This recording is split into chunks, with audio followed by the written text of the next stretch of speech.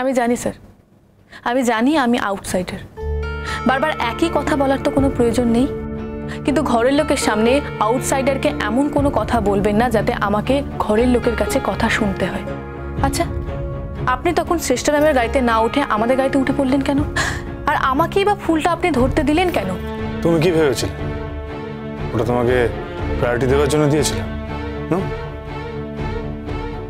আমার হলুদ গোলাপ ভালো লাগে, আর ওটা গাড়িতে থাকলে একটা ফ্লেভার তৈরি হবে, আমার ভালো লাগতো।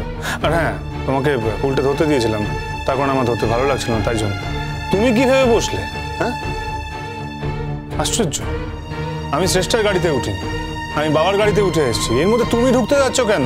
আর শোনো, শ্রেষ্ঠার সঙ্গে আমার এইটুকু আন্ডারস্ট্যান্ডিং আছে, আমি কেন বাবার গাড়িতে এখানে চলে এসেছি সেটা যদি আমি ওখানে গিয়ে বুঝিয়ে বলি, ও বুঝবে।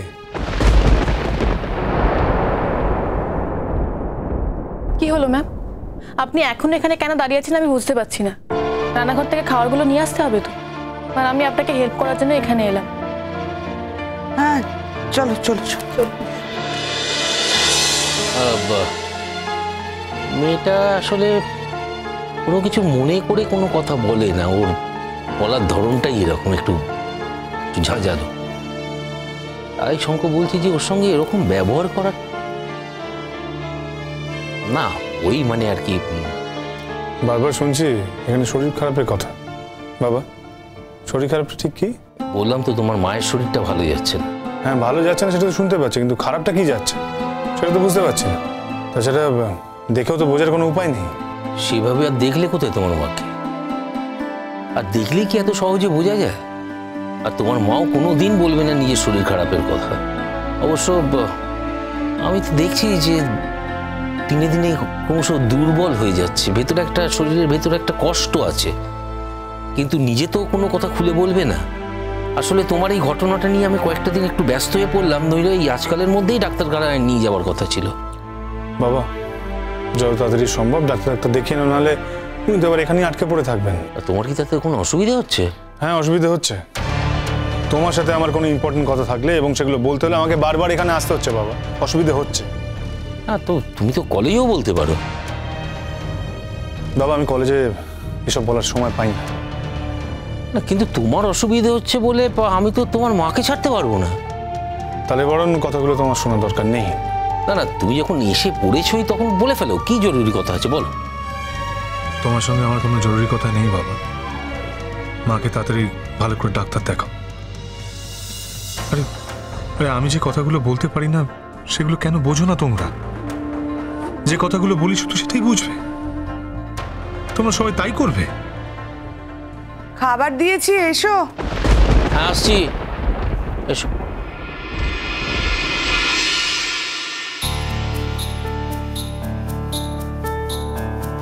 সঙ্গে এখানটা বসো।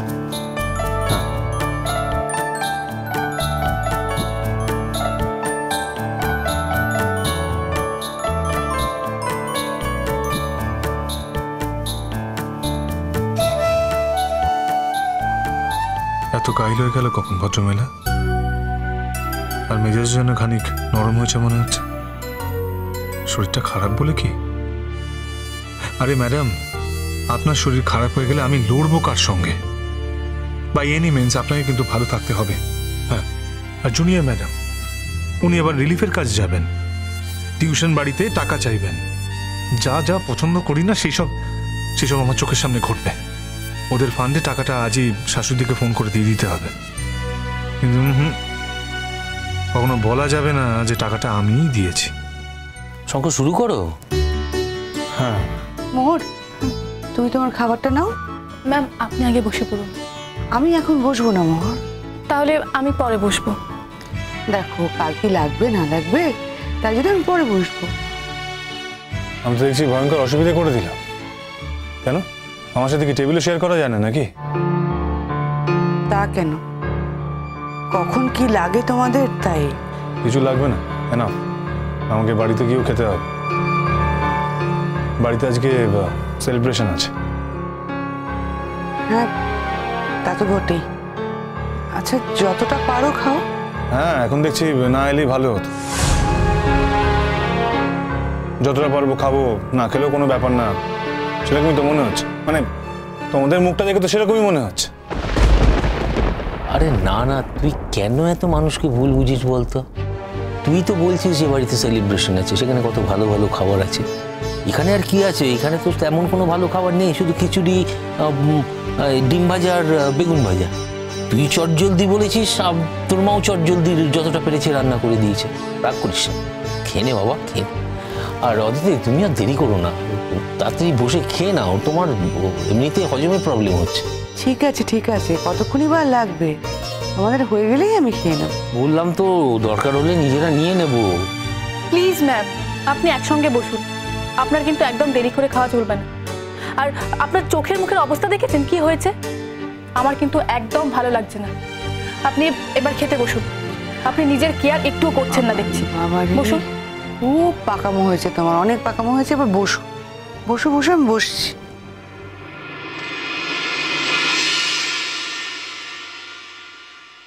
মাটা যেন ওনার হাবভাব দেখো, মার থেকে মাসির দরদ বেশি। বার করছি তোমার দরদ আমি। দাঁড়াও বাবা, তোমরা কলেজের একজন স্টুডেন্টকে বাড়িতে অ্যালাউ করেছো, ইটস ওকে। কিন্তু একদিন যখন আমি বলেছি তোমাদের সঙ্গে খিচুড়ি খাবো এবং সেটা তোমরা অ্যারেঞ্জমেন্ট করেছো, তখন ওই কলেজের স্টুডেন্টকে এই টেবিলে অ্যালাউ না করলেই হতো না?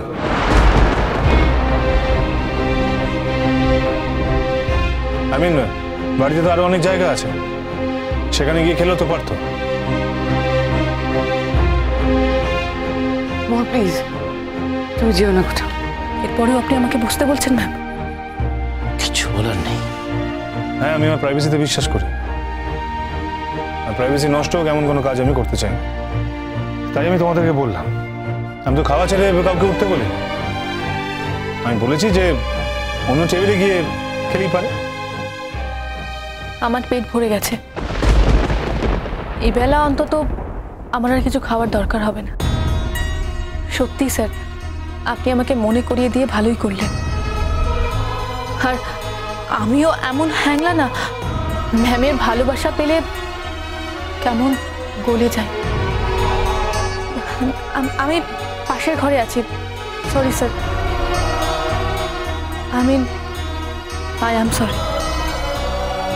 মোহর, লক্ষ্মী মা আমার, শোনো।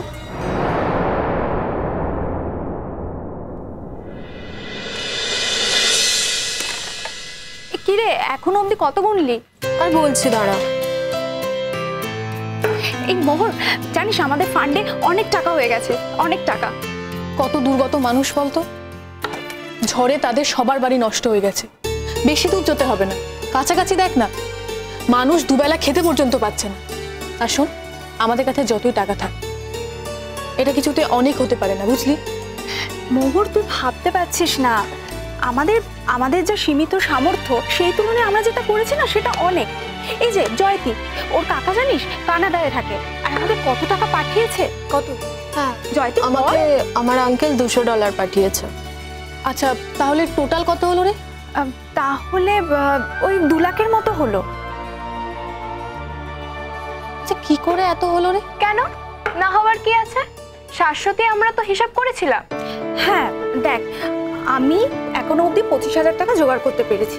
আমার বাপি দিয়েছে, আর আমার জামাইবাবু উনিও দিয়েছেন, আর পাড়া থেকে এদিক ওদিক করে কিছু টাকা তুলেছি, মানে মোট 25,000 হয়েছে। আর এই যে জয়তি, ওর কাকা শুনলি তো $200 দিয়েছে, মানে ওখানে প্রায় 14,000-এর মতো। ওটা আমি 15,000 করে দেব। বেশ, তাহলে 25,000 আর 15 কত হচ্ছে? 40,000। আর আমি 5,000 টাকা জোগাড় করতে পেরেছি। আচ্ছা, তাহলে আমাদের হলো 45,000। আর আমার 7,000। 45 আর 7 মানে 52,000।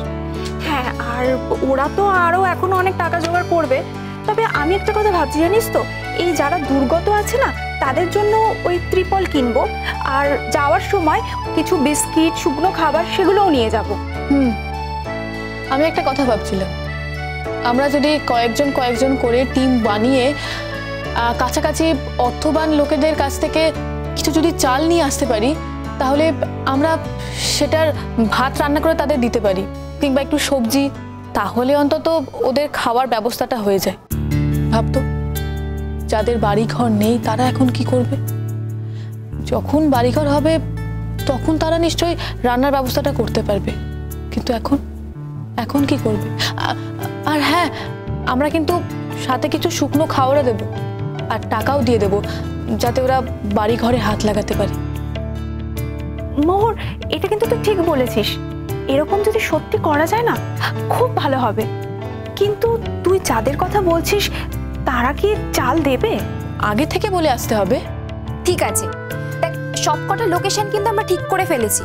প্রথমে যে লোকেশনটা আমরা যাব সেটাকে আগে আমরা রেকি করে আসবো, আর সেদিনই আমরা বলে আসবো।